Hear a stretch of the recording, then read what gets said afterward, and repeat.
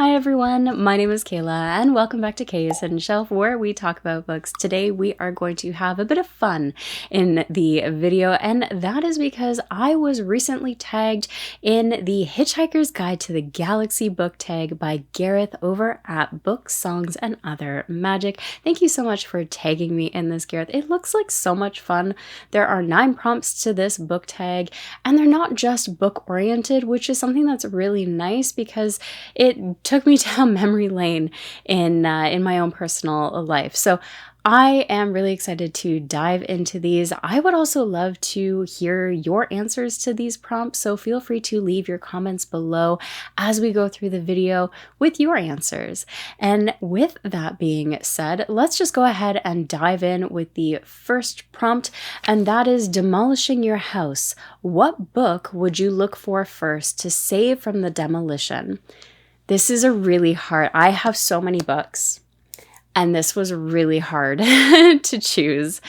And there's so many that I want to reach for first, but I think at the end of the day, I would end up reaching for Heliotrope by Palmer Pickering. This is a chunky standalone. It's a sword and sorcery fantasy, but there's 2 reasons I would want to save this from the demolition, and that is the first one being I adore this book. I absolutely love it. It still sits fondly in my memories, and it's still in my top 10 list, probably top 5 list for my reading. And I would just love to be able to continuously reread this. It's a big chunky book, so I can take my time with it, but it's also got that slice of life feel to it in this fantasy world following a retired soldier who finds himself in the middle of a coup, and the story that follows is endearing. We have amazing set of cast in this as well, with really cool magic, unique magic I have not seen elsewhere in stories, and everything that unfolds is a very intimate tale told through this retired soldier's perspective. And some of the moments in this are just moving, others are just quietly shocking in ways, and the variety of experience from it is just one that I still love to this day. The second reason is that this isn't my original copy. The original copy I had was sent to me from the author very kindly as a review copy, and it was the first edition. And I had later found out through talking with the author that there had been some changes to the epilogue, which is just that little snippet at the end of the story. And they were like, yeah, this fixes just a little hole in the story. And just a heads up that there is an update. We ended up talking, and a few weeks later, this signed version with the updated epilogue arrived in my mailbox. Very, very generous of the author, considering they had already sent me a copy. I had already read it, reviewed it, enjoyed it, and talked about it, but they went ahead and sent me that updated signed copy. And it's sentimental for that reason, I think, as well, is just the author was very kind and generous, went out of their way to send me an updated copy when they absolutely did not have to. And for that reason, those reasons, I would try and save this one first from the demolition of my house. Hopefully that never happens. The second prompt is a Vogon Poetry. Quote a poet, a line of poetry, or a lyric that you love. Now, I've only recently gotten into poetry, so I don't have a very specific line of poetry that I can immediately go and grab or that comes to mind. However, I love music. I have played instruments from the time I was very little, and I adore songs and music and the emotions that they evoke and all the complexity in behind everything with musicality. So I'm going to cheat a little bit. It's a little bit longer than a single lyric. We're going to take a look at one of my favorite songs, which is Old Man's Grace by Nathan Evans, and we're going to look at the chorus. So here is the chorus that I absolutely love from this song. I don't know where we're going, but I know we'll find our way. There's a light that shines to guide us, even on our darkest days. May your cup be overflowing with a smile upon your face. Hope you cherish every moment. May your days be filled with grace.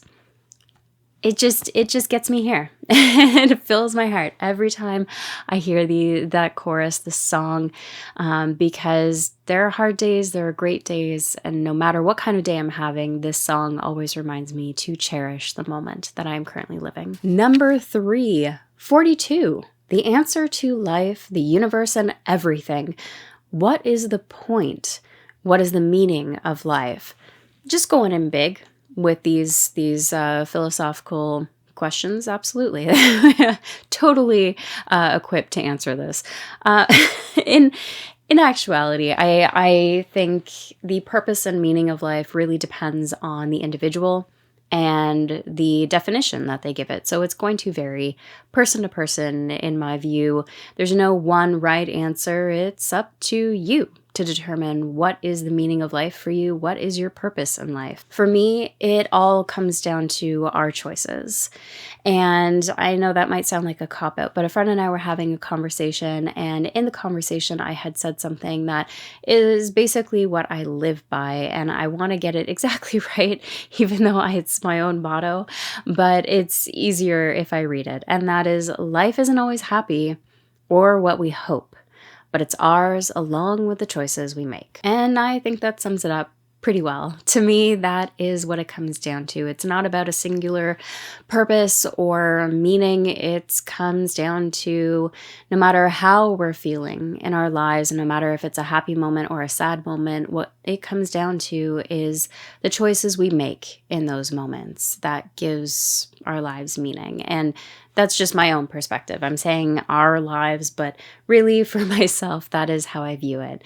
Our purpose in life comes down to the choices we make within the moment and how we react afterwards as well. So that was a far deeper question than I was expecting. And with that moment of philosophical wisdom, let's move on to number 4.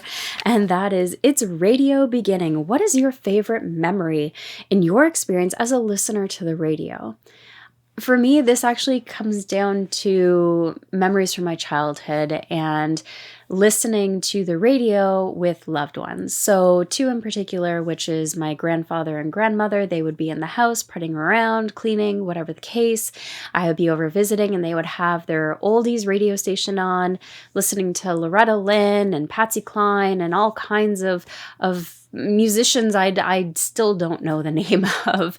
And my grandmother would be dancing in the kitchen. She would be trying to get us to dance and jig along with her. And my grandfather would tell stories about the songs, when they were written, why they were written. Some of them were historical, all of these things, and just share all of the knowledge he had collected over the years about these songs and these artists. And it was really, really nice for me in the moment because I could have fun, learn something new, listen to their music. But as an adult, I can also see now that it was a bit of a glimpse into a different side of their personalities that I didn't typically get to see. Looking back, it was probably a little bit more of a glimpse into their youth as well, because they were the couple to go out to the bars, dance, and socialize, and that was their youth, and that was their free time back then. So I think now, looking back on it, it adds a different layer to my memory of it. But there's also another one which is quite similar in a way, where my father and I would often take drives out wherever we went, whether it was to a destination, an errand, or just going for a scenic drive. He would always put on his rock music radio station, and we would just sit there enjoying the music. And to this day, I still cherish those memories and that time with the people I love. So yeah, that's probably my favorite memories of listening to the radio. On to number 5, the towel. What book or books would you pack for a holiday? I kind of want to cheat and just say my e-reader, like my Kobo or my Kindle. That would be so many books. So if I can get away with that answer, fantastic. If not, I would just simply take a reread. If I'm going on holiday or vacation, I struggle to read a new book.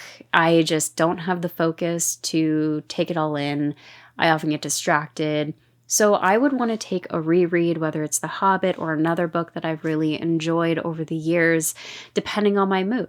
And so because of that, and because I'm a bit of a mood reader, I'm just going to say a reread for a holiday so that I can just kick back, enjoy something I've already read, come back to a story I already love, and still enjoy the holiday I'm on as well. Number 6 is The Infinite Improbability Drive.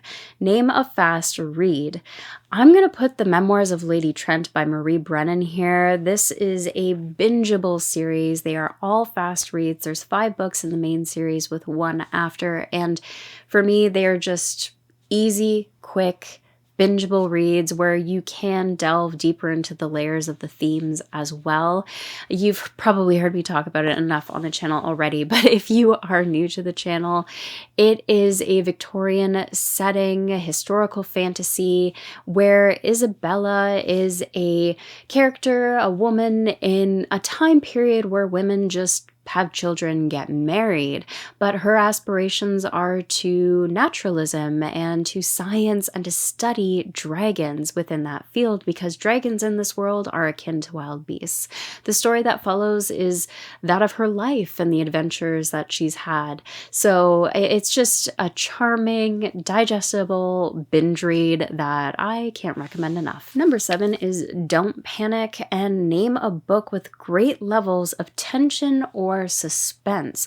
I'm actually going to put a recent read, specifically a series here, because each book within the series I think will cater to different types of readers. They're all great, but some I think people will enjoy more than the other, just depending on their preferences. And that is the Sworn Soldier series by T. Kingfisher. This currently has 3 books in the series. They are soft horror, and it follows Alex Easton, a retired soldier who in book 1, for example, is called back, receives a letter from childhood friends saying that one of them is ill and to come quickly. When Alex arrives, there's just something not right with the property and the house.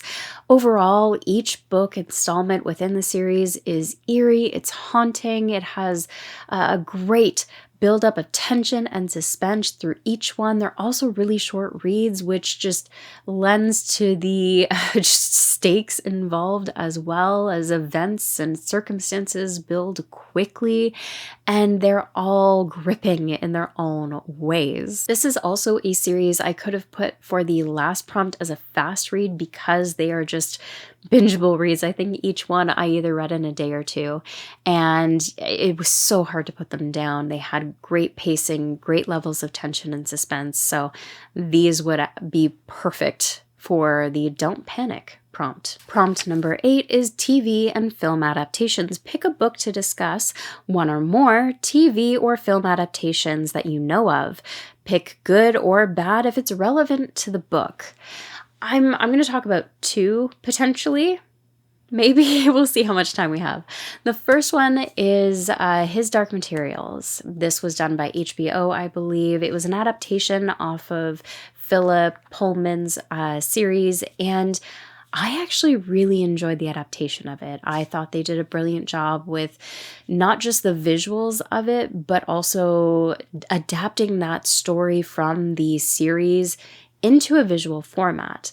I am very much the believer that yes, while the books are usually the better experience for many people who've read them, you still need to take a story and put it into a different format. They're completely different formats of storytelling in ways in terms of the book format versus the visual TV or movies. So yes, there's going to be adaptations, there's going to be cuts, there's going to be all of these changes in movies, and whether or not they're done well is to be seen.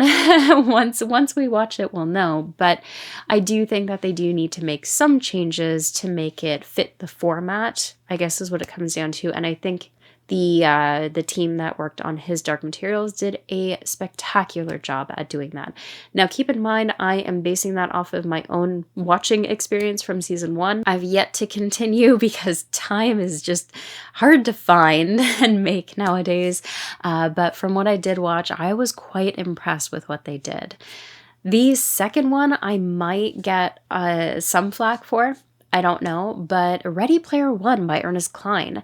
That is a book that I loved. I read it prior to making my channel. I really enjoyed it. I had so much fun with it. But the movie, I have just as much fun with. It is different. Absolutely. I do think that the author, being a screenwriter when he wrote the book, made wise choices when taking the book to a movie format. I don't think everything from the book would have worked visually and thematically within the movie, just based on what I assume their goals were, making it a bit more of a reachable and accessible movie for a variety of audiences.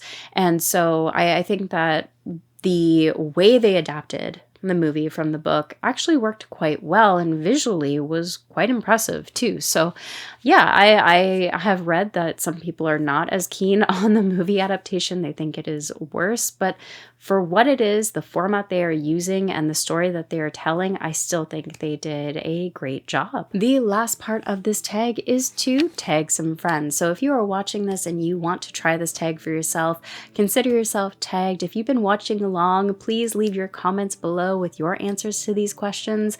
I just think this is a great tag for a combination of bookish questions, but also going down memory lane. I just really appreciate that balance a little bit. And I am going to tag a few friends specifically because I can.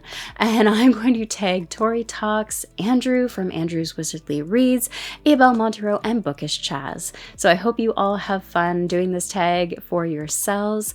As always, thank you so much for watching and take care of yourselves.